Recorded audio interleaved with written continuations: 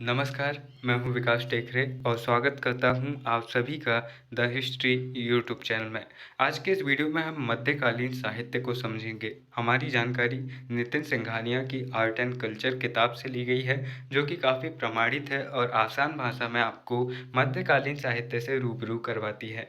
मध्यकालीन साहित्य का मतलब समझ लीजिए, दिल्ली सल्तनत और मुगल काल के दौरान लिखी गई साहित्यिक कृतियाँ मध्यकालीन साहित्य कहलाती है। तो यहाँ पर हम दिल्ली सल्तनत और मुगल काल दोनों के समय में लिखी गई साहित्यिक कृतियों को समझेंगे। कोई भी साहित्यिक कृति किसी भी समाज के इतिहास की जानकारी तो देती ही है, साथ ही उस समय की सांस्कृतिक विरासत और उस समय की जो मानव प्रवृत्तियाँ और सोचने का नज़रिया होता है, उसके बारे में काफ़ी कुछ बताकर जाती है। इसलिए साहित्य का बहुत ज़्यादा विशेष योगदान रहता है। वीडियो के आखिर तक बने रहिए और एक ऐसी चीज़ को समझिए जो आपको बहुत ज़्यादा अच्छे अंक अर्जित करवा सकती है। मध्यकालीन साहित्य मध्यकाल में कई विभिन्न प्रवृत्तियाँ उभरी, जिन्होंने उभरने वाली भाषाओं और बोलियों को प्रभावित किया।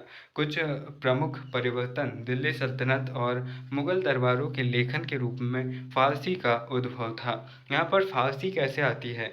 तो जो ज़्यादातर जो शासक होते हैं वे हमें देखने को मिलते हैं मध्य एशिया के, और मध्य एशिया में ख़ास तौर पर कहाँ से, तो ये तुर्क और मंगोल होते हैं। और जब ये भारत में शासन करते हैं तो ये फारसी भाषा को अपनी राजभाषा बनाते हैं। जैसे कि मुगल काल की जो राजभाषा थी वो फारसी थी, और दिल्ली सल्तनत के ज़्यादातर वंशों की भी भाषा फारसी ही थी। तो यहाँ पर इस अवधि में प्राचीन अपभ्रंश भाषा से हिंदी का विकास भी दिखाई पड़ता है।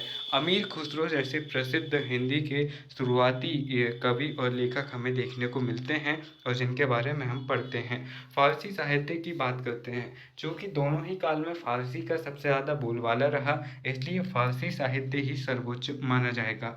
हालांकि फारसी भाषा की जड़ें संस्कृत जितनी ही पुरानी हैं, लेकिन 12वीं शताब्दी में तुर्क और मंगोल के आगमन के साथ यह भारत आई।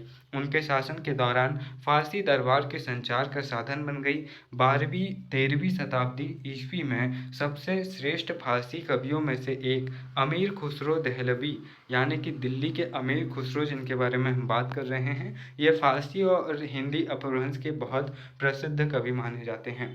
अपने दीवान यानी कि फारसी में कवियों के संग्रह, उनके जो संग्रह है उसे दीवान कहते हैं, के अतिरिक्त उन्होंने नूर सिपहर और दुख प्रेम की कविता मसनवी दुआल रानी खिज़्र खां भी लिखी है। इन सभी कृतियों को ध्यान में रखना, क्योंकि नेट जेआरएफ जैसे एग्ज़ाम में तक ये पूछ चुकी हैं, और जब आप ओल्ड क्वेश्चन पेपर उठाकर देखते हैं तो आपको पता लगेगा कि ये मध्यकालीन साहित्य का बहुत ज़्यादा महत्व नेट जेआरएफ जैसे एग्ज़ाम में भी होता है। तो फिर आपके कॉलेज के एग्ज़ाम की क्या क्या ही चीज़ है। इसलिए जब आप इन जैसे इतिहासकारों के बारे में, लेखकों के बारे में लिखेंगे, तो आपके उत्तर का प्रभाव बहुत ज़्यादा पड़ जाएगा।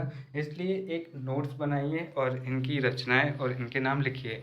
दिल्ली सल्तनत में फारसी में कई ग्रंथ लिखे गए। इनमें से अधिकांश शासकों के लिए इतिहास की रचना करने से संबंधित थी।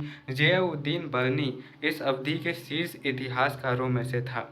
उसने तारीख़-ए-फ़िरोज़शाही लिखी थी। अन्य प्रसिद्ध इतिहासकार मिन्हाज-ए-सिराज था। इब्न बतूता, जो कि मोरक्को का यात्री था, उसकी भांति प्रसिद्ध यात्रियों द्वारा कई यात्रा विवरण हमें देखने को मिलते हैं, जिनके ज़रिए हमें इस अवधि के सामाजिक राजनीतिक परिदृश्यों का पता चलता है। मुगल काल में फारसी में साहित्य की रचना और प्रचार प्रसार में तेजी आई। मुगल बादशाह बाबर ने तुर्की भाषा में अपनी आत्मकथा बाबरनामा, जो कि बाबरनामा नाम से उन्होंने अपनी आत्मकथा लिखी, वह भी तुर्की भाषा में देखने को मिलती है। इससे हमें भारत में मुगल विजय के विषय में महत्वपूर्ण जानकारी मिलती है। जहांगीर के काल के विषय में सबसे बड़े स्रोतों में से एक तुज़ुक-ए-जहांगीरी, जो कि जहांगीर की आत्मकथा है, वह भी देखने को मिलती है, जो कि फारसी भाषा में है।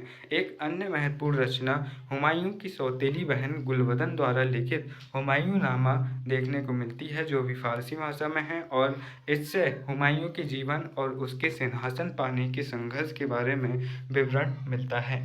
इसके बाद में देखिए, इस काल का महानतम सम्राट अकबर था, और उसके दरबारी इतिहासकार अबुल फजल द्वारा लिखित आईने अकबरी और अकबरनामा इस समय के साहित्य के सबसे अच्छे उदाहरण माने जाते हैं। अकबर ने फारसी में रामायण, भगवद गीता और अनेक उपनिषदों जैसे संस्कृत ग्रंथों में अनेक अनुवादों के लिए आदेश दिया था। एक प्रमुख उदाहरण महाभारत है, जिसे बादायूनु ने फारसी में अनुवाद किए जाने पर उसे बादायूनु द्वारा रज्मनामा कहा गया और इसकी रचना उसने 1540 से 605 के जो बादायूनु था उसका जीवन काल ये था। उसने महाभारत का अनुवाद फारसी भाषा में किया और उस फारसी अनुवाद को रज्मनामा कहा गया। इस अवधि की अत्यधिक सचित्र रचनाओं में से एक को हजमनामा कहा जाता है, हमजानामा कहा जाता है। इसमें पौराणिक फारसी नायक आमिर हमजा की कहानी को दर्शाया गया है। मलिक मोहम्मद जायसी ने 1540 में पद्मावत की रचना की थी और फैज़ी को फारस काव्य का मास्टर माना जाता है। यहाँ पर वह अकबर के दरबार के नौरत्नों में से एक था और फैज़ी ने कई सारी रचनाओं को फारसी भाषा में लिखा है। शाहजहाँ के शासनकाल में कई ग्रंथ तैयार किए गए थे, विशेष रूप से इनायत खां के शाहजहाँनामा जैसे ग्रंथ जो सम्राट के विषय में हैं। औरंगज़ेब के शासनकाल में मीर जाफ़र जटल्ली जैसे कई व्यंग्यकारों ने अपनी कुल्लियत जो उनकी कविता संग्रह था वे लिखी हैं। तो यहाँ पर आप सिर्फ ये देखिए कि जो बाबर था उसकी आत्मकथा बाबरनामा बस तुर्की में लिखी गई है, बाकी लगभग सभी ग्रंथ हमें यहाँ पर फारसी भाषा में देखने को मिलते हैं। तो हम ये कह सकते हैं कि फारसी भाषा मुग़ल काल और सल्तनत काल की बहुत ही ज़्यादा जीव भाषा या फिर इनकी भाषाओं में मुख्य भाषा हम मान सकते हैं। औरंगज़ेब की पसंदीदा और सबसे बड़ी बेटी ज़ैब-उन-निसा एक महान कवि थी और उसने लेखन को मरणोपरांत यानी कि दीवान-ए-मफ़की के रूप में संकलित किया था।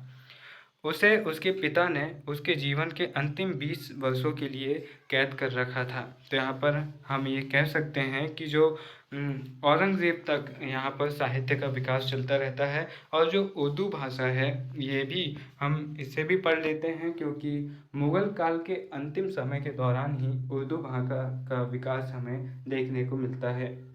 भाषाविदों का तर्क है कि उर्दू, फारसी और हिंदी की होने वाली अंतर्क्रिया विशेष रूप से तुर्की सेना की बैरकों के माध्यम से विकसित हुई। अमीर खुसरो ने भी उर्दू में कई ग्रंथ लिखे थे। उर्दू इस अवधि में अपनी आरंभिक अवस्था में थी। भाषा अधिकांशतः हिंदी के व्याकरण और फारसी प्रकार और पटकथा का अनुगमन करती है। चूँकि अहमदनगर, गोलकुंडा, बीजापुर और बरार के बहमनी राज्यों के द्वारा उपयोग किया जाता था, इसलिए प्रारंभ में इसे दक्खनी या फिर दक्षिणी भी कहा जाता था।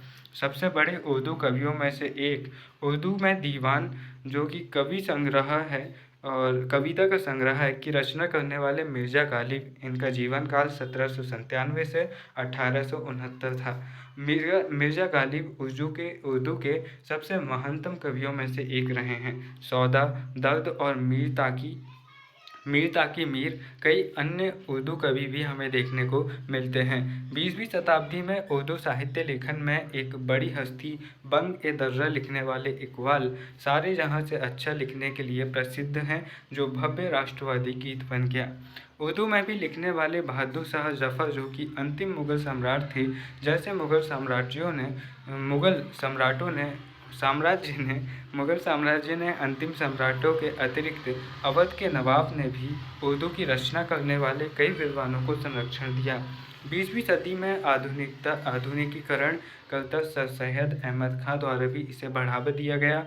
उन्होंने उर्दू और अंग्रेजी में कई शिक्षाप्रद और राष्ट्रवादी ग्रंथ लिखे थे। तो यहाँ पर हम ये कह सकते हैं कि इस प्रकार जो साहित्य हमें देखने को मिलता है, जो कि फारसी साहित्य देखने को मिलता है और जो इस समय पर अलग-अलग साहित्य हमें देखने को मिलता है, इससे पता चलता है कि कितना ज़्यादा विकास यहाँ पर फारसी भाषा का रहा होगा। तो इस वीडियो के ज़रिए हमने समझने का प्रयास किया मध्यकालीन साहित्य को, और मध्यकालीन साहित्य में हमने क्या समझा। यहाँ पर हमने सल्तनत काल के दौरान साहित्यिक कृतियों को देखा और साथ ही हमने मुग़ल कालीन कृतियों को देखा। यहाँ पर मैंने किसी एक राइटर के बारे में लंबा चौड़ा पैराग्राफ नहीं दिया हूँ, आपका समय बचे इसलिए मैंने सिर्फ आपको राइटर और किताब के बारे में बताया हूँ। अगर प्रश्न बड़ा पूछा जाए तो आप इन फैक्ट्स का इस्तेमाल करके अपने उत्तर को बड़ा कर सकते हैं और अपने आंसर को बेहतर से बेहतर बना सकते हैं। मुझे उम्मीद है कि इस वीडियो से आपको काफ़ी कुछ सीखने को मिला होगा और इस वीडियो के लिए आप अपनी परीक्षा में बेहतर कर पाएंगे। वीडियो के अंत में बस इतना ही कहना चाहूँगा, कर्म सुख भले ही ना ला सके कर्म सुख भले ही न ला सके, परंतु सच यही है कि कर्म के बिना सुख नहीं मिलता। जब तक आप कर्म नहीं करेंगे तब तक आपका सुख आपकी कल्पना में ही रहेगा। फिर मिलेंगे अपने किसी और वीडियो में, तब तक के लिए नमस्कार। जय हिंद।